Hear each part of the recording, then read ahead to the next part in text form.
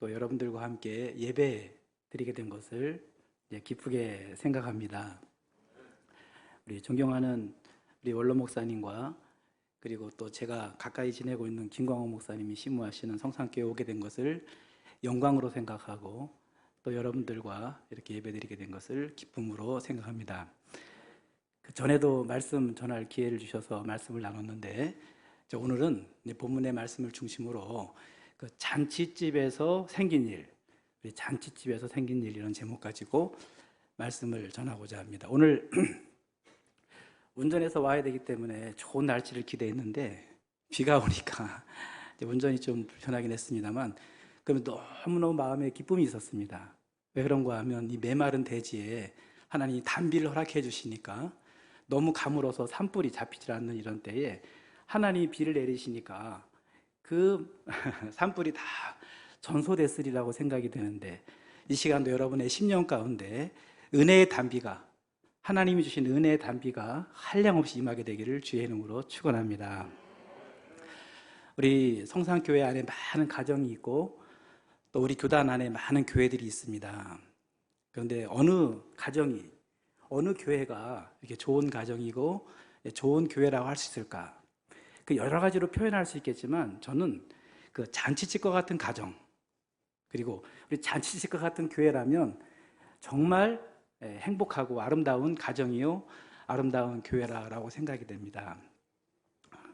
우리 예수님이 그 당시 공생애를 시작하시면서 첫 번째 행하신 이적이 갈릴리 가나 혼인잔치집에서 물로 포도주를 만드신 건데 그런데 그 잔치에 포도주가 떨어짐으로 인하여서 그 신랑 신부가 근심이 찾아오고 많은 사람이 원망 불평할 때 예수님께서 물로 포도주를 만드심으로 그 천국 잔치의 기쁨을 이 잔치의 기쁨을 하나님이 새롭게 하십니다. 근데 오늘날 많은 우리 성도들과 가정과 교회들이 마치 뭐와 같다고 말하는 거 하면 그 포도주가 떨어진 잔치집과 같다고 이야기합니다.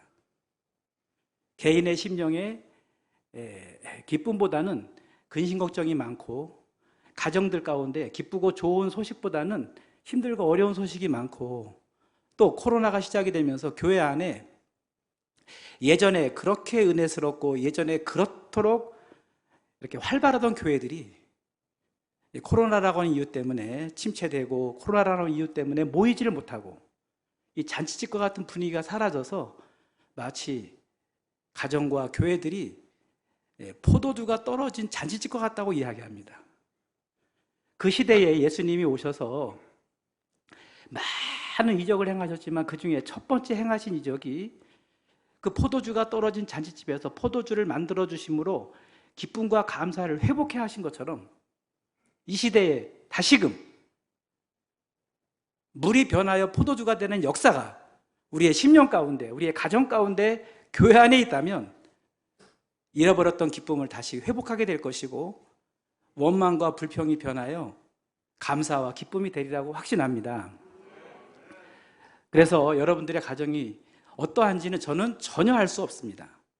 여러분의 가정의 경제적인 어려움, 여러분의 가정의 질병 때문에 고통당하시는 분, 혹은 자녀로 인하여 어려움 당하는 분들, 어느 분이 어떤 어려움을 당하는지는 저는 전혀 알 수 없습니다. 한 가정 안에 한 가정, 김광호 담임 목사님 가정에 코로나 바이러스로 인해서 예배를 인도하지 못하는 그런 안타까운 현실 가운데 있는데 바라기는 그 목사님의 그 바이러스가 속히 떠나서 속히 회복돼서 여러분들과 기쁨으로 만나 함께 예배하는 그날이 속히 오게 되기를 간절히 바랍니다. 그런데 그것이 목사님 가정에뿐만 아니라 여러분 가정 모두에게도 그렇게 되기를 소망할 것입니다. 많은 어른들이 걱정하시기를 우리 아이가 주일학교 시절에는 중고등부 시절에는 교회 열심히 다가가고 신앙생활 잘하다가도 청년이 되고 또 직장에 나가고 결혼하고 나부터 신앙생활 안 하니까 너무너무 안타까워하시는 부모님들이 아주 많습니다. 지금 기도하신 집사님이 어느 분인지 제가 모르지만 그 간절함이 있습니다. 그 주일학교와 중고등부 그 청년부가 약해지는 모습, 그것이 비록 성산교회만의 문제가 아닙니다. 그런데 그 가운데 다시금 하나님께서 회복의 은총을 베풀어 주시길 기대하는 것입니다. 오늘 이 본문 속에서 그 잔치집에 기쁨과 감사가 충만해야 하는 잔치집에 포도주가 떨어짐으로 인하여서 그들에게 찾아온 근심 걱정, 그 문제를 주님이 해결해 주신 것입니다. 예수님이 가장 사랑하시는 가정이 뭐 다 사랑하시지만 성경에 보면 마르다, 마리아, 나사로가 살고 있는 그 가정을 사랑하셨다라고 말씀합니다. 그런데 주님이 사랑하시는 자가 병들었다가 예수님이 늦게 가심으로 인하여서 나사로가 병들었다가 죽었습니다. 그 소식 듣고도 급히 가지 않으십니다. 무덤에 도착했을 때 이미 나흘이 지나버렸어요. 그런데 주님께서는 나사로야 나오너라 말씀하시고 나사로를 다시금 살아나게 하심을 통하여 그 가정에 병들었다가 고쳤던 것보다 더 큰 기쁨을 경험하게 하시고 오라비의 죽음으로 인하여서 슬퍼했던 그 초상집에 그 나사로를 다시금 살리심을 통하여 이 잔치집으로 만들어주시는 그런 모습을 요한복음 10장과 11장, 12장에서 보게 하십니다. 여러분, 우리의 심령이 초상집이 아닌, 잔치집이 아닌 초상집과 같거나 우리의 삶의 현장이 잔치집이 아닌 그런 초상집과 같은 현실일지라도 물이 변하여 포도주가 되게 하시고 죽은 나사로를 다시 살리시는 그 주님의 능력으로 여러분 모두에게 회복의 은총이 있게 되길 다시 한번 주의 이름으로 축원합니다. 제가 설교할 때는 항상 3대지로 설교를 하는데요. 그런데 첫 번째 대지에서는 그 잔치집의 특징이 무엇인지를 말씀드리려고 합니다. 이미 다 알고 계신 내용이지만 잔치집의 특징이 무엇인 것과 그리고 두 번째, 그 잔치집에 무슨 일이 생겼는가. 그래서 오늘 제목이 잔치집에 생긴 일인데요. 그 갈릴리 가나 혼인잔치집에 무슨 일이 생겼는가 하는 내용이고, 세 번째 마지막 대지에서는 그 포도주가 떨어짐으로 어려움 가운데 있는, 근심 가운데 있는 그 가정 가운데 물로 포도주를 만드심으로 기쁨을 회복시켜 주십니다. 그래서 마지막 세 번째로는 그 잔치집의 기쁨과 감사를 회복시켜 주신 비결이 뭔가를 여러분과 함께 나누며 은혜를 받고자 하는 것입니다.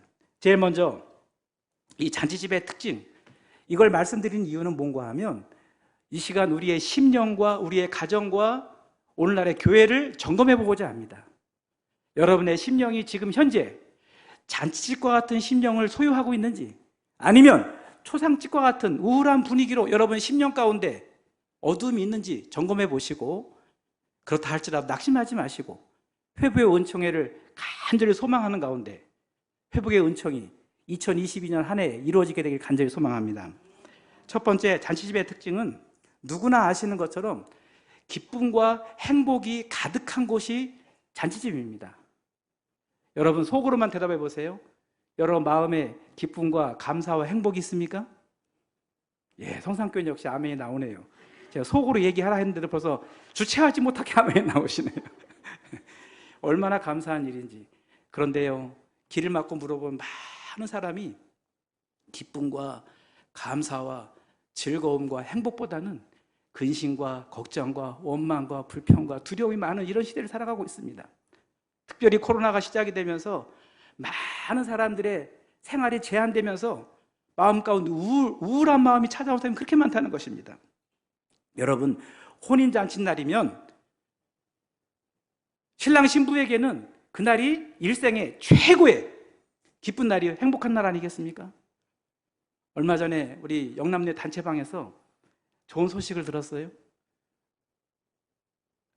우리 장용기 강도사님이라는 분이 4월 2일 날 결혼식을 한다고. 알고 보니까 여기 계신 강도사님이시더라고요.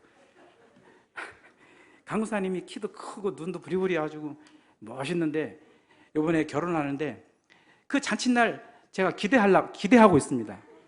제가 기도원에 있다가 그 초월제일교회에서 결혼식을 하면 내려가서 신랑 신부 모습도 보고 음식도 같이 먹으려고 하는데, 그런데 신랑 신부에겐 최고의 기쁜 날이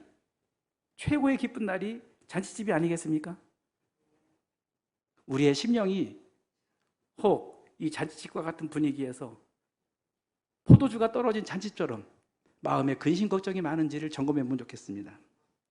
여러분의 가정이 어떤 일로 마음의 우울함과 마음의 근심 걱정이 가득하다면 여러분 잔치집은 아닐 수 있습니다. 바라기는 여러분의 가정과 성성교회가, 우리 교단 안에 있는 많은 교회들이 잔치집과 같은 가정, 잔치집과 같은 교회로 회복되기를 다시 한번 간절히 소망하는 것입니다. 두 번째, 이 잔치집의 특징은, 이거 장용기 강사님께 부담 드리는 것 같아가지고 두 번째 거 얘기하기 어려운데, 음식, 좋은 음식이 풍성하고 음식을 함께 나눠 먹는 것입니다. 무슨 음식을 준비하는지 알 수 없지만 어쨌든 잔치집에는 이 많은 음식을 함께 준비해서 나누는 것이 잔치집의 특징입니다. 예전 같으면 보통 코로나가 시작되기 전에는 집에서 준비하는 것은 옛말이었고, 이제 뷔페 식당으로 보통 다 하객들을 인도해서 마음껏 먹게 합니다. 그렇다고 뷔페 식당 하라는 얘기는 아니에요. 오늘 보니까 성산교회가 제가 알기로도 늘 은혜가 충만하고 또 오예배도 많이 나오시고 그래가지고 점심을 화려하게 준비하시는 걸로 잘 알고 있는데, 코로나 때문에 음식을 드실 수 없으니까 뭐 드셨어요? 이거 소문나면 안 되는데. 소문난 게잖아요. 지금 안 그런 교회가 없어요. 안 그런 교회가 없어요. 빵하고 우유를 먹어서, 또 그것도 개인적으로 먹어야 되는, 잔치집과 같이 풍성한 음식을 함께 나누며 서로 자유롭게 이야기하고 먹는 그런 분위기가 사라져버렸어요. 왜 그랬을까요? 이 코로나라고 하는 이유 때문에 이 잔치집과 같은 교회들이 음식 먹는 자유함이 뺏겼습니다. 영의 양식도 사람들이 이 자리에 꽉 찬 상태에서 목사님이 주시는 말씀으로 은혜를 받고 교회 안에 기쁨과 감사가 넘치고 집에 돌아갈 때 발걸음이 가볍게 돌아가야 되는데, 영상을 보면서 예배를 드리니 그 은혜가 감소될 수밖에 없잖아요. 저도 불갑을, 제가 중국에서 사역하다가 한국에 들어와 있기 때문에 불갑을 인터넷으로 영상으로 예배를 드려야 하기 때문에 답답함이 말할 수가 없어요. 제가 지금 강단에서 말씀을 드리니까 마음이 막 흥분되는 것 같아요. 흥분되는 것 같아요. 왜냐하면 모니터 보고 설교를 하려니까 교인들도 얼마나 답답하시겠어요. 그런데 신기하죠? 2년이라고 하는 세월이 지났는데 그분들이 아직까지 저를 기다리고 계신 게 신기하잖아요. 인터넷을 보면서 예배 드리고 있는 거예요. 기도할 때마다 목사님 빨리 와주시기를 기대합니다라고 기도하고 있어요. 그런데 그러한 현실 속에서 예배하니 예배의 감격이 예전보다 많이 사라졌어요. 함께 모여서 찬양하고 함께 모여서 기도하고 함께 모여서 교제하고, 이런 모습들이 교회 안에 있어야 되는데 이런 모습들이 사라진 것이 오래전입니다. 잔치집과 같아야 되는데 잔치집과 같지 않은 모습이 오늘날 가정 안에, 교회 안에 현실입니다. 잔치집과 같은 교회는 영의 양식을 나누며 함께 즐거워하는 것입니다. 그리고 세 번째, 이 잔치집의 특징은 어떤 특징이 있는가 하면 많은 사람들이 함께 만나서 교제하는 곳입니다. 오랫동안 떨어졌던 친지들, 평상시에 만나기 어렵잖아요. 명절이라 해도 자기 가족끼리만 만나니까 친척들이나 지인들 만나기 어려운데, 결혼식이 되면 주변에 많은 사람을 초청해서 같이 만남을 갖게 됩니다. 오랫동안 떨어졌던 친지들, 지인들 만나는 기쁨이 잔치 안에 있습니다. 그런데 요즘 코로나 팬데믹으로 인하여서 만나는 걸 제한합니다. 6명 이상 만나지 못하게 합니다. 어느 공간에 함께 많이 모이지도 못하게 합니다. 중국의 코로나 제로 정책이 제로 정책. 위드 코로나로 갔지만 우리나라는 거기 코로나 제로 정책이라 해가지고 코로나 한 명이 나와도 전수조사를 해버려요. 그리고 도시를 봉쇄해버립니다. 그런데 코로나 지금 오미크론 바이러스가 중국에도 들어가서 확산되기 시작해가지고 오늘 도시가 봉쇄가 됩니다. 오늘 문화센터라고 어떤 예배 공간이 있는데 그곳에 모여서 성도들이 예배하고 교제했는데 오늘 거기 모이지 못하고 다 가정에서 예배를 드렸습니다. 모이지 못하는 그런 시대가 되어버렸습니다. 여러분, 성도끼리 만나 교제하고 자유롭게 교제하는 그런 시간. 요즘 청년부와 중고등부 주일학교가 더 어려운 이유가 이 대면 수업하는 아이들이기 때문에 이 컴퓨터에 익숙해졌지만 만남을 통해서 아이들이 서로 부딪히고 서로 교제하고 서로 음식을 나누고 이러면서 정이 들어야 되는데 그걸 할 수 없으니까 이 중고등부가 침체될 수밖에 없는 그런 현실입니다. 요즘 자유롭게 만날 수 없어서 고통스러워하는 분들이 너무 많습니다. 자, 그런데 중요한 것은 예수님께서 그러한 잔치집에 찾아가셔서 거기서 물이 변하여 포도주가 되게 하심을 통하여 놀라운 일을 보게 하신 것입니다. 오늘날도 주님은 우리 마음 가운데, 여러분의 가정 가운데, 우리 교회 안에 찾아오셔서 초상집이 되었던 잔치집을 다시금 잔치집 기쁨으로 하나님 회복시켜 주기를 원하시는 것이죠. 그래서 두 번째 대지에 생각할 것은, 그러면 갈릴리 가나 혼인잔치에 어떤 일이 생겼는가? 오늘 제목이 잔치집에 생긴 일인데요, 그 갈릴리 가나 혼인잔치에 어떤 일이 생겼는가 하면, 우선 그 잔치집에 음식은 아직 남아있지만 뭐가 떨어지죠? 여러분이 잘 아시는 것처럼 포도주가 떨어진 거예요. 물론 신약시대에 살고 있는 저와 여러분, 신자라면 술을 멀리해야 되기 때문에 와인, 포도주도 마시지 않아야 되겠지만, 중동지방의 그 시대에는 이 포도주가 음료처럼 사용이 되었고, 또 예수님 또 물로 포도주를 만드심을 통하여 잔치의 기쁨을 회복시켜 주신 것입니다. 포도주는 그래서 성경에도 말합니다. 잠언에 말씀하고 있죠. 사람의 마음을 기쁘게 하는 것이 포도주라고 이야기합니다. 그래서 포도주가 상징하는 것은 사람의 마음과 기쁨을 더해주는 것, 이것이 포도주예요. 기쁜 일이 있어도 포도주를 먹습니다. 슬픈 일이 있어도 포도주를 먹습니다. 그러면 마음의 기쁨을 다시 생기게 하는 게 포도주인데, 그것이 떨어져 버린 거예요. 그 잔치집에 참석하는 모든 사람과 함께 잔치의 기쁨을 더 크게 할 수 있는 그 요소가 포도주였는데, 그게 떨어져 버린 것입니다. 포도주가 떨어짐을 통하여 기쁨과 즐거움이 반감이 되어버렸습니다. 요즘 면역력 키우느냐고 사람들이 많은 노력을 하시는데, 그 이유가 뭔가 하면, 면역력이 떨어지면 어떤 일이 생기죠? 외부에 좋지 않은 바이러스가 들어왔을 때 그걸 이기질 못하는 거예요. 근데 면역력이 강화되면 외부에서 나쁜 바이러스가 들어와도 그걸 이길 수 있지 않습니까? 그러므로 이 면역력이 떨어짐으로 이처럼 오미크론이나 나쁜 바이러스에 감염이 돼서 고통을 당하게 되어 있는 것입니다. 그런데요, 신앙생활하는 성도들에게 있어서 개인적으로, 성산교회는 그렇지 않을 수 있겠지만 개인적으로 은혜가 떨어지게 되면 제일 먼저 나타나는 현상이 뭔지 아십니까? 기쁨과 감사가 사라져버려요. 아무리 상황이 힘들고 가정적으로 힘들어도요, 은혜가 있으면 기쁨이 있어요. 은혜가 떨어지니까 무슨 일 해도 기쁘지 않은 거예요. 여러분, 포도주가 떨어지니까 포도주 말고도 얼마든지 기뻐할 일 있잖아요. 신랑 신부 보면서 기뻐할 수 있고, 사람들과의 만남을 통해 기뻐할 수 있고, 얼마든지 기뻐할 수 있지만 포도주가 떨어지니까 그 기쁨이 감소가 되더라는 것입니다. 여러분, 성령 충만함을 성산교회뿐만 아니라 많은 교회가 강조하죠. 사도 바울도 이야기합니다. 너희가 술 취하지 말라. 이는 방탕한 것이니 오직 성령의 충만을 받으라. 많은 사람은 술 취함을 통하여 기쁨을 얻으려고 합니다. 술 취함을 통하여 자기가 근심 걱정을 잃어버리려고 합니다. 그런데 우리에게는 말씀하십니다. 술 취하지 말라. 그건 방탕한 것이다. 오직 성령의 충만을 받으라. 성령 충만을 받으면 우리에게 아름다운 성령의 열매가 맺지 않습니까?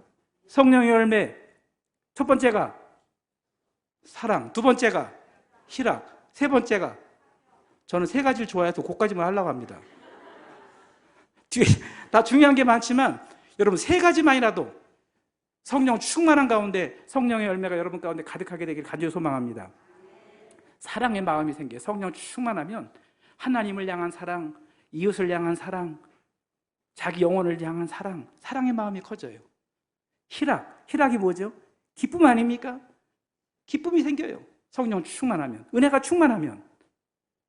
그런데 포도주가 떨어짐으로 인하여 기쁨이 사그러졌듯이 은혜가 떨어지거나 성령 충만함이 못하면 여러분, 기쁨이 떨어지는 것입니다. 요즘 시대가 포도주가 떨어진 잔치집과 같다고 앞서서도 말씀드렸죠. 대부분의 사람들 가운데, 많은 사람들 가운데 얼굴에 기쁨이 사라졌어요. 더군다나 마스크까지 하고 있으니까. 옛날에 그래도 웃으면, 이렇게 마스크를 벗고 웃으면 이게 입이 올라가니까, 입꼬리가 올라가니까 웃는 것 같은데, 웃는 건지 알 수가 없는 시대를 살아가고 있어요. 여러분, 그런 시대에 기쁨이 사라져버렸습니다. 그런데 세 번째, 이제 두 번째 대지에서 또 한 가지는, 이 어떤 일이 생겼는가 하면, 그 포도주가 떨어짐으로 인하여서 신랑 신부에게는 뭐가 찾아왔을까요? 그렇습니다. 우리 장로님 말씀해 주셨어요. 근심 걱정이 찾아온 거예요. 그 전까지만 해도 신랑 신부 마음 가운데 기쁨과 감사와 환희가 있었어요. 그런데 포도주가 떨어지니 신랑 신부에게 바로 찾아온 게 뭔가 하면 근심이야, 근심. 어떻게 하지? 어떻게 하지? 이 많은 사람들 초대해놓고, 그때 잔치는, 유대나라 잔치는 지금처럼 하루 이틀 하는 잔치가 아니고 일주일 합니다. 장강도사님 일주일 잔치할 의향 있으세요? 장백준 목사님하고 의논해 보셔야 되나요? 여러분, 7일을 잔치하려면 얼마나 많은 손님들을, 음식을 준비해야 되겠어요. 그런데 중간에 잔치집에 포도주가 떨어진 거예요. 그때부터 신랑 신부에게는 근심이 찾아오기 시작합니다. 근심 걱정이 동분서주하며 문제를 해결하려고 하지만 해결되지 않습니다. 여러분, 우리의 심령 가운데도 마찬가지로 포도주가 떨어지면 첫 번째는 기쁨이 사라지고요, 두 번째 사라지고 찾아오는 게 뭐냐 하면 근심 걱정이에요. 여러분의 삶의 현장에 아마도 물어보진 않아서 그렇지 근심 걱정이 정말 많으실 거예요. 그런데요, 우리 안에 은혜로 충만하거나 성령으로 충만해지면 그것도 사라지게 되더라고요. 사업하시는 분들, 은행의 잔고가 떨어지고 자본이 떨어지고 이렇게 하게 되면 근심 걱정이 생기듯이 많은 사람들이 근심 걱정에 사로잡혀 사는 이런 시대를 살아가고 있습니다. 그리고 세 번째로는 어떤 일이 생겼는가 하면 찾아온 많은 축하객들 와가지고 신랑 신부를 축하하며 만남을 기뻐하다가 포도주가 떨어졌어요. 그러니까 그 다음에 나오는 게 뭐예요? 대답이 나올 것 같은데 이번에도. 예? 그렇습니다. 예, 맞습니다. 다 아는 내용 하는 거예요 지금. 그 다음에 나온 것이 원망불평이에요. 원망불평. 여러분, 그런다면서요? 저는 홍어회를 좋아하지 않습니다만 전라도 잔치집 가면 홍어회가 없으면 뭐라 그런다고요? 에이, 잔치 못 차렸구먼, 그런다는 거예요. 그런데 다른 음식이 별로 신통치 않아도 홍어회가 나오면 야, 그 집 잔치 잘 차렸네? 만약 음식이 다른 것이 풍성한데 홍어회가 있다가 떨어졌어요. 그러면 원망불평이 나오기 시작하겠죠. 그런 것처럼 잔치집에 다른 먹을 음식도 많은데 포도주가 떨어지니 신랑 신부에게는 근심 걱정이 찾아오고, 그리고 하객들에게서는 계속 원망불평이 나오기 시작하는 것입니다. 가정 안에 왜 원망불평이 나올까요? 왜 교회 안에, 성산교회는 안 그렇겠지만 왜 원망불평이 자꾸 나올까요? 이유가 있어요. 이유가. 여러분, 오늘날도 한두 가지 없는 것 때문에 원망하고 살아가는 그런 시대가 되었습니다. 앞서서도 말씀드린 것처럼 다른 음식은 풍성하고 다 남아있는데 포도주만 떨어진 거예요. 포도주만. 그런데 다른 거 떨어지지 않았는데 불구하고 포도주가 떨어졌다고 원망하는 것이죠. 오늘날 우리도 살아가는 시대를 보면요, 죄송합니다, 어른들 계시고 한데 제가 60년대, 60 뒤에는 말 안 하고 60년대 출생인데요, 그때만 해도 정말 어려웠습니다. 저보다 어른들 계시기 때문에 이제 그 시대를 말하는 게 부끄럽긴 합니다만 너무 어려웠어요. 그런데 어렵다 보니까 우리 집만 어려운 게 아니더라고요. 이 집도 어렵고 저 집도 어렵고 이 친구도 어렵고 저 친구 다 어려우니까 그것이 당연한 것처럼 생각이 됐어요. 근데 요즘은요, 이 집 가봐도 저 집 가봐도 갖춰놓고 다 갖춰놓고 살아요. 근데도 원망불평이 있어요, 없어요? 있어요. 어머니 아버지가 그토록 고생하시면서 자녀들에게 해줄 것 다 해줬어요. 딱 한 가지가 부족했어요. 원망불평 해야 안 해요?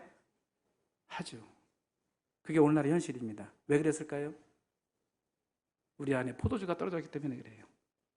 그러면 포도주가 상징하는 것은 아까 기쁨과 즐거움 말하지만 성경적인 것을 볼 때는요, 이것은 우리로 하여금 성령 충만하여 우리 안에 주시는, 주님 주시는 기쁨을 상징하는 거예요. 베드로가 열심히 전도하고 막 3,000명, 5,000명 회개하고 돌아오는 놀라운 역사가 있으니까 술에 취했다고 얘기합니다. 술 취했다고 얘기합니다. 그러나 나는 술에 취한 것이 아니라고, 오직 오순절 날리면 성령이 그의 마음을 뜨겁게 만든 거였어요. 여러분, 그러기에 여러분 모두에게, 여러분 이 잔치집과 같은 가정에서, 잔치집과 같은 교회에서 신앙생활하기를 소망하는데, 이렇게 포도주가 떨어짐으로 인하여서 근심걱정과 기쁨이 사라지고 근심공지하자고 원망과 불평이 나타나는 모습이 오늘날의 현실인 것을 우리는 부인할 수 없어요. 그런데 세 번째, 가장 중요한 것은, 세 번째 대지에서 함께 나눌 것은 이 잔치집에 다시금 기쁨과 감사가 회복이 됐다고 하는 것이 오늘 말씀의 가장 핵심입니다. 그러면 어떻게 회복이 됐는가? 우리의 심령에, 여러분의 가정에, 우리 교회 안에, 우리 한국 이 국가 안에 다시금 이 기쁨과 감사가 회복되는 비결이 뭘까? 그 비결 세 가지를 함께 나누고자 하는데, 그 중에 첫 번째로는 오늘 본문 가운데 1절과 2절에 보니까 그 잔치집에 많은 사람을 초대를 했어요. 그런데 감사하게도 그 잔치 자리에 누구를 초대했는가 하면 예수님과 제자들을 초대했다는 것이 이 잔치집에 포도주가 떨어진 이후에 회복의 원인이 됐던 것입니다. 그러므로 첫 번째 방법은 예수님을 잔치에 초대했기 때문에 그것이 회복이 된 것입니다. 여러분, 자기의 심령 가운데 예수님 모시고 살잖아요. 우리가 오랜 동안 예수 믿으면 타성에 젖어가지고 마치 누구와 같은가 하면 그 6월절에 예루살렘 성전에 올라갔다가 돌아가는 길에 12살 된 그 예수님을 잃어버린 예수님의 부모와 같아요. 그때 잃어버렸을 때 뭐라고 표현되어 있는가 하면 동행 중에 있는 줄을 알고 얼마를 가죠? 하룻길을 가요. 동행 중에 있는 줄을 하룻길을 가고 다시 3일길을 돌아서 성전에서 만납니다. 저는 가만히 묵상하며 생각해 봤어요. 아니 12살 낳기 때문에 아주 어리진 않잖아요. 그러니까 따라오려니 생각을 한 것 같아요. 아주 어렸으면 5살, 6살 됐으면 손 붙잡고 갔을 텐데 12살이니까 뒤에 따라오겠지 생각하고 하룻길을 갔는데 그 모습이 꼭 누구의 모습이더라? 여러분 아니고 제 모습이더라. 왠지 아세요? 나는 목회자니까, 나는 성도들 인도하는 설교자니까 당연히 예수님이 내 안에 계시겠지라고 생각할 수 있어요. 그 부모가 6월절에 뭐 하러 갔습니까? 돈 벌러 갔나요? 장사하러 갔나요? 아닙니다. 절기 지키러 간 거예요. 절기 지키러. 그런데 소중하게 생각해야 할 예수님을 뒤에 따라오려니 생각하고 동행 중에 있는 줄 알고 하룻길을 가서 보니까 예수님이 계시지 않는 거예요. 그때부터 정신이 나가지고 찾기 시작하죠. 그런데 그게 예수님만의 문제가 아니었더라는 거예요. 제가 울산에서 목회할 때, 광양에서 목회할 때인데요. 그때 그 12인승 승합차 가지고 교인들 태워가지고 이제 광주기도원 올라가서 집회 마치고 내려가는 길이었어요. 그런데 이제 휴게소 들려가지고 화장실도 가고 간식도 사 먹고 출발하려고 인원 점검합니다. 다 타셨죠? 네, 다 탔습니다. 라고 그래서 저는 이제 출발했어요. 한 50m나 100m 가까이 가는데 저 아들이 걸어오겠더라고요. 제 아들이 그 앞으로. 아니 어떻게 된 거냐고 깜짝 놀라가지고, 우리 아들이 제일 맨 뒤에 어떤 자매님하고 같이 탔었는데 그 자매님이 그 아이가 안 탔으면 여기 진영이 안 탔어요 라고 얘기를 해줘야 되는데 그 자매님 가만히 있고 딴 사람이 다 탔어요 얘기를 한 거예요. 근데 그 아이 못 보고 그냥 갔으면 아시는 것처럼 고속도로에서는 가면은 다음 돌아오려면 한참 걸리잖아요. 그 아이가 어떻게 됐을까? 끔찍해요. 근데 저도 그 아이를 잃어버렸는데 만약에 그 아이에 대한 관심을 갖고 그 아이를 내가 챙겼고 그 아이를 확인했다면 잃어버렸겠어요? 그런데 우리가 아들 잃어버리듯이, 예수님의 부모가 예수 잃어버리듯이 예수님을 내 마음속에 잃어버리고 살아갈 때가 있고, 내 마음에 예수님은 계시지 않는데 계신 것처럼 생각하고 살아갈 때가 있어요. 바라기는 여러분 마음 가운데 예수님이 계신지 다시 한번 확인하시고, 여러분 예수님을 여러분 마음 가운데 다시 심령 가운데 모심으로 여러분의 심령에 하나님의 나라가 회복이 되고 잔치집의 기쁨이 회복되기를 주의 이름으로 축원합니다. 김광호 목사님 제가 존경하는데요, 인물들 잘생겼지만 제가 부러운 건 키가 크다는 거예요. 그런데 그분이 또 부러운 게 음성도 좋으시고 또 산에 가서 기도를 많이 하세요. 제가 기도 따라다니잖아요 요즘. 항상 금요일 아니면 고천 기도원 가서도 또 산에 가셔요. 동행하는 목사님이 전화가 와서 혼자라고, 저도 김광호 목사님 소식 듣고 제가 주일날 오후에 설교를 갑니다. 근데 갑자기 저도 산에 가고 싶은 생각이 들어가지고 텐트하고 배낭 매가지고 올라가가지고 김광호 목사님이 쳤던 텐트 자리에다 텐트를 쳤어요. 제가 오늘 설교하려고 여기 와가지고 그 영성 좀 받으려고. 근데 내가 뭔 얘기하려다가 그 얘기를 하면서 그렇지 그 얘기하려고 텐트 쳐놓고 부른 찬송이 있었어요. 높은 산이 거친 들이 조막이나 궁궐이나 내 주 예수 모신 곳이 그 어디나 하늘나라 할렐루야 찬양하세 내 모든 죄 사함 받고 주 예수와 동행하니 그 어디나 하늘나라. 아멘입니까? 여러분, 예수님 모시고 예수님 때문에 기쁘고 행복하면요, 텐트 친들 뭐 걱정이겠어요? 어디든지 하늘나라가 됩니다. 내 마음에 기쁨이 없으니 아무리 좋은 조건을 갖추고도 기쁘지 않은 거예요. 여러분, 예수님을 그 가정에 초청했기 때문에 물이 변하여 포도주가 되므로 근심이 변하여 기쁨이 되게 하신 것입니다. 원망이 변하여 감사가 되게 하신 것입니다. 여인장이 놀라잖아요. 어디서 이렇게 좋은 포도주를 두었느냐? 나중에 더 칭찬받는 사람이 된다니까요. 여러분의 가정 안에 예수님이 계십니까? 여러분의 가정 안에 예수님이 주인이십니까? 성산교회는 그런 것 같아요. 보니까 대답을 많이 하시는 거 보니까. 그런데요, 많은 가정들이 예수님을, 죄송합니다, 이런 표현 써서 뒷방 영감 취급하듯이 예수님은 골방에 가둬놓고 골방에 들어가야 예수님 만나는데 들어가지도 않아. 그리고는 주인이 누가 됐어요? 여러분, 가정 안에 주인이 누구신가요? 송기환 강사님한테 물어볼까? 내가 송기환 강사님하고 특별한 사이인데 이렇게 또 만나게 됐습니다. 제가 중국에서 사역했는데 그때 강사님이셨는데 이따 좀 개인적으로 좀 만나서 얘기 좀 해봐야겠다. 그런데 요즘 예전에는 어른 시대에는 우리 또 이제 옛날 얘기 한다고 또 안 좋아하실 수 있지만 그 아버님이 그래도 그 가정의 주인이셨어요. 근데 요즘은 그런 가정 거의 찾아보기 어렵습니다. 이제 아내들이 주인 역할을 하려고 합니다. 아내들이. 그런데 그 시대도 지나가 버렸어요. 누가 주인 역할을 하려고 그러죠? 어떻게 잘하신대요? 아이들이 주인 역할을 하는 시대가 돼버렸습니다. 그래가지고 서로 남편도 아내도 주도권 싸움합니다. 아이들이 주인 돼가지고 아이들이 원하는 데 다 해주는 시대가 됐어요.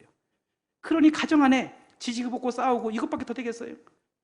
그런데 예수님이 주인 되셔서 예수님이 하자고 하는 대로 하고 예수님이 원하는 대로 하고 예수님 마음 품고 남편도 아내도 같이 살면 그 가정이 행복할 텐데 예수님이 주인 되지 않았어요.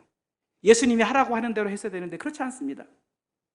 그러기에 여러분 모두 예수님을 심령 안에 초대하고 예수님을 가정 안에 주인으로 삼고 이 성산교회 안에 주인은 누구시죠?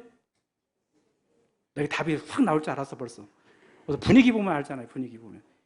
성산교회 주인은 이창호 목사님이 개척했기 때문에 이창호 목사님이라고 할 수도 있지만 이창호 목사님도 아마 그러실 거예요. 우리 주님이 주인이시라고. 여러분 그렇습니다. 우리 교회 안에 주인은 당회원들이 아닙니다. 죄송합니다. 당회원들 계신데 교회 안의 주인은 여전도회가 아닙니다. 교회 안의 주인은 여러분이 인정하신 것처럼 아시는 것처럼 예수 그리스도가 교회 안의 주인이십니다. 머리 되시는 예수의 인도를 따르면 교회는 화목할 수밖에 없어요. 잔치집 같을 수밖에 없어요. 근데 이 사람 이 말하고 저 사람은 저 말하고 내 말 따라오라고 얘기하면 어떻게 잔치집이 되겠어요, 그 집이? 여러분 그러기에 여러분 모두가 예수님이 주인 되어서 잔치집을 이루고 살게 되기를 간절히 소망합니다. 제가 습관이 안 돼가지고 자꾸 밑에만 쳐다보는데 저 위에 계신 분들 서운할 것 같아요. 위에 계신 분들 일부러 좀 거리 두게 하시려고 이렇게 앉으신 것 같은데 가끔 위에도 보겠습니다. 위에 계신 분도 할렐루야. 예. 거리가 멀어서 안 들리네. 그 다음에 두 번째로는 예수님 그 집에 모셨는데 예수님 앞에 요청을 했어요. 도움을 요청했기 때문에 예수님이 물로 포도주를 만든 일을 시작하셨어요. 요청하신 분이 누구예요? 그의 어머니예요. 그 어머니. 이 가정에 포도주가 없다, 포도주가 떨어졌다 얘기하니까 예수님이 어떻게 그렇게 쌀쌀하게 대답하시는지 뭐라고 말씀하세요? 여자여, 나와 무슨 상관이 있나이까? 그리고 이어서 하시는 말씀이 내 때가 아직 이르지 아니하였나이다 라고 말씀하십니다. 아무리 어머니지만 서운하지 않았겠어요? 근데도 불구하고 그 어머니는 그 말에 낙심하지 않습니다. 그리고 하인들에게 이야기하십니다. 무슨 말씀을 하실 거다. 분명히 하실 거다. 때가 되면 하실 거다. 무슨 말씀을 하시든지 그대로 하라. 이걸 보면 그 어머니 마음속에는 예수님이 문제 해결할 수 있다는 사실을 알고 계셨어요. 그러한 믿음이 있었어요. 그러니까 예수님께 요청을 했던 거예요. 여러분, 누가 기도합니까? 하나님을 향한 믿음 있는 사람이 기도하게 돼 있어요. 아무리 부르짖어 급한 마음으로 기도했는데 만약에 하나님 이렇게 대답하신다면 나와 무슨 상관이 있냐? 라고 대답하신다거나 아직 때가 안 됐어! 라고 말한다면 서운하지 않겠습니까? 나는 조급한데. 그런데 하나님의 응답은 하나님이 원하시는 때에 시작된다는 거예요. 여러분 모두 어려움 가운데 가정의 회복을 위해서, 교회의 회복을 위해서, 개인 심령의 회복을 위해서 여러분 주님 앞에 기도할 수 있는 저와 여러분 되기를 간절히 소망합니다. 그렇습니다. 우리가 배울 점은 문제가 있을 때 하나님께 기도하는 거예요. 많은 사람들이 기도하다가 낙심을 합니다. 이유가 있어요. 기도 응답에 대한 오해 때문에 그래요. 기도 응답이라고 하는 것은 내가 원하면 내가 원하는 대로 즉시 해결돼야 응답이라고 생각하는데 그렇지 않습니다. 기도 응답은 다양한데요. 즉시 해결되는 기도 응답이 있고요. 두 번째, 심지어는 안 돼! 라고 거절하는 기도 응답이 있어요. 여러분, 기도라는 게 자녀가 부모에게 무엇인가 요구하듯이 하는 게 기도 아니겠습니까? 하늘에 계신 우리 아버지요! 아버지의 이름을 부르고 자녀가 뭘 요구하듯이 여러분 자녀들이, 손주들이 뭘 요구하잖아요. 그럼 알았어, 해줄게 랄 때 할 때도 있지만 안 돼. 왜 안 된다고 그러죠? 위험하거나 그 아이에게 손해가 될 경우는 안 되라고 이야기합니다. 이것도 응답이라는 것입니다. 그리고 세 번째 응답은 뭔가 하면 기다리라고 하십니다. 자, 뭐라고 한다고요? 내 때가 아직 이르지 아니하였나이다. 조금 기다리라는 거예요. 주님이 일하실 때까지 기다리라는 거예요. 하나님이 정하신 때까지 기다리라는 거예요. 기다리라고 응답하실 때가 있고요. 네 번째로는 바꿔주시는 응답이 있어요. 무슨 응답이라고요? 내가 원하는 게 이거였는데 하나님이 이것으로 바꿔주시는데 질문, 더 좋은 것으로 바꿔주실까요? 더 안 좋은 것으로 바꿔주실까요? 어떻게 잘하세요? 아마 경험해 보셨을 거예요. 저도 경험해 봤어요. 바꿔주시는데 더 좋은 것으로 바꿔주시더라고요. 저도 선 보다가요, 저도 체했어요, 한번. 그쪽에서 우리 부모님이 선을 봤는데 오케이 해서 우리 부모님은. 근데 그 자매가 제 키가 작다고 거절당했어요. 그래서 제가 김광훈 목사님 부러운 거예요. 그런데 하나님이 그 다음에 다른 사람을 소개해줬는데 더 좋은 사람 소개해줘가지고 결혼한 사람이 지금 집사람 아닙니까? 얼마나 감사한지 몰라요. 이거 녹음해서 갖다 줘야겠어요, 그럼. 여러분, 하나님이 더 좋은 걸로 바꿔주실 때가 있고요. 그 다음에 다섯 번째로는요, 깨닫게 하시는 응답이 있어요. 깨닫게. 바울이 육체에 가시가 있어서 그걸 고쳐달라고 기도했어요. 질문, 고쳐주셨어요? 안 고쳐주셨어요? 또 질문, 응답 받았어요? 못 받았어요? 두 가지 답이 나왔어요. 응답 못 받은 것처럼 생각하잖아요. 그런데 사도 바울이 도리어 크게 기뻐하고 약한 것을 자랑하고 그래요. 왜? 기도하다가 깨닫는 응답을 받은 거예요. 나로 하여금 너무 자고하지 않게 하시려고 육체에 가시 주신 것을 깨달았어요. 내 은혜가 내게 족하도다. 하나님이 자기에게 베풀으신 은혜를 깨달았어요. 내 능력이 약한 데서 온전해짐이니라. 주님의 능력은 자기가 약할 때 더 온전해지고 더 강하다는 걸 깨달았어요. 그러니까 사도 바울은 도리어 크게 기뻐했어요. 육체의 가시 제거되지 않았어요. 근데도 기뻐합니다. 왜 그랬을까요? 깨닫는 응답을 받았기 때문에 그래요. 여러분 모두가 기도하는 가운데 이런 응답이 있게 되길 바라고, 그 응답을 통하여 바울이 기뻐했듯이, 이 잔치집에 기쁨이 생겼듯이 기쁨이 있게 되기를 다시 한번 주의 이름으로 축원합니다. 마지막으로 세 번째, 어떻게 그 원망과 불평과 근심 걱정이 가득했던 잔치집에 다시금 그것이 회복이 됐는가? 세 번째로는요, 예수님이 하신 말씀에 순종했기 때문입니다. 그 내용이 오늘 본문 가운데 7절부터 10절까지 나오는데요, 예수님의 어머니가 미리 그 하인들에게 귀띔을 해놨잖아요. 예수님이 시간이 되면 말씀하실 것인데 무슨 말씀을 하시든지 그대로 하라 라고 이미 지시해놨어요. 하인들이 예수님이 말씀하실 때까지 기다리고 있었어요. 그런데 돌 항아리에다가 물을 채우라 예수님 말씀하십니다. 하인들이 생각할 때 지금 돌 항아리에 물을 채울 이유가 없는데, 아니 지금 포도주가 떨어졌는데 왜 손 씻는 돌 항아리에다 물을 채우라고 하실까? 라고 생각해서 순종 안 할 수도 있어요. 근데 순종했어요. 그리고 두 번째가 더 어려워. 떠다가 누구에게 갖다 주라? 연회장에 갖다 주라. 연회장이 필요한 것은 손 씻는 물이 아니었잖아요. 연회장이 필요한 것은 마실 포도주인데, 그 잔치에 필요한 포도주인데 왜 이걸 떠다 주라는 거야? 라고 말할 수 있지만, 그걸 갖다가 떠다 드리니 물이 변하여 포도주가 되고, 여회장이 물로 된 포도주를 맛보고 주인을 불러 칭찬합니다. 그대는 지금까지 좋은 포도주를 두었도다. 여러분, 순종하면요 놀라운 변화가 있어요. 여러분, 우리 마음 가운데 회복의 은총이 있어요. 한 가지 간증만 하고 마치겠습니다. 한국에 살다가 미국으로 이민 가신 여자분의 이야기인데요. 어떤 대형교회 목사님이 미국에 집회 갔다가 한인들 집회하는데 여기 앞에 얼굴이 환한 여자 성도님이 환한 모습으로 은혜를 잘 받으시더래요. 참 귀하다라고 생각이 됐는데, 끝나고 인사하는데 은혜 받았습니다. 우리 담임 목사님과 우리 강사 목사님 꼭 저희 집에 방문해서 저녁 식사 한번 하시게요. 담임 목사님하고 이야기해서 같이 방문했답니다. 그래서 자기 간증을 이야기하는데 자세하게 얘기할 수는 없고, 자기가 한국에서 몸을 팔던 여자인데 미군을 만나가지고 미군이 제대하고 돌아올 때 미국에 따라왔습니다. 근데 미국의 화려한 생활을 꿈꾸고 왔는데 시골에 내려가더니 농장을 하더라는 거예요. 농장. 일이 힘들었지만 남편 보고 왔으니까 참은 거예요. 그런데 남편이 바람을 피기 시작하면서 흑인 여자를 만나더래요. 만나는 것도 힘들었는데 데리고 와 살더래요, 집에서. 이 여자가 이 남자 하나 보고 부모 친척 다 떠나 저기까지 왔는데 이게 뭔가 너무 낙심이 돼가지고 목을 매서 죽으려고 농장에 들어가서 자살을 하려고 했는데, 그러면 거기서 미끄러져 넘어지는 바람에 바닥에 나뒹굴어 져가지고 마음에 서러워서 눈물이 나고 속상해서 눈물 나고, 눈물 나는 가운데 갑자기 강한 빛이 자기에게 비치면서 마음 가운데 하나님의 음성이 들리더래요. 딸아, 너는 나를 버렸지만 나는 너를 한 번도 버린 적이 없다. 그러면서 마음 가운데 주님이 찾아온 게 느껴진 거예요.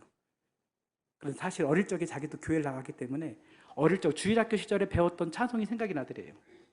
그때 불렀던 찬송, 예수 사랑하심 거룩하신 말일세. 이 찬송을 부르면서 눈물을 펑펑 흘리면서 날 사랑하심 하면서 눈물을 흘리면서 그 찬송 부르는 거예요. 그리고 그때부터 기도하기 시작합니다. 그런데 하나님이 놀라운 일을 하셨어요. 자기의 마음의 변화를 하나님 허락하시더래요. 물이 변하여 포도주가 된 것보다 더 놀라운 변화, 자기 마음 가운데 변화를 허락하시더라는 거예요. 그런데 남편이 그렇게 미웠는데 남편이 사랑스러워지고, 남편이 그렇게 원망스러웠는데 남편이 불쌍해지더래. 어렸지만 한번 따라해 보실까요? 그러든지 말든지.